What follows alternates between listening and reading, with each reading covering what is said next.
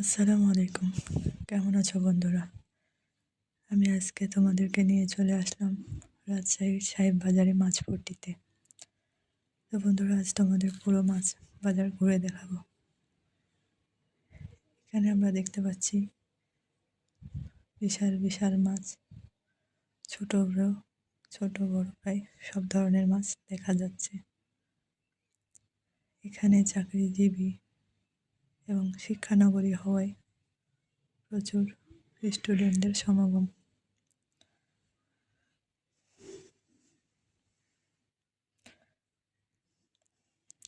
তাই সবাই চেষ্টা করে সকালবেলায় মাছের বাজার করতে।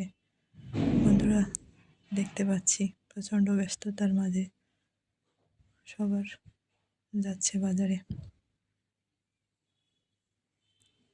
ছোট বড় প্রায় সব ধরনের মাছ দেখতে পাচ্ছি।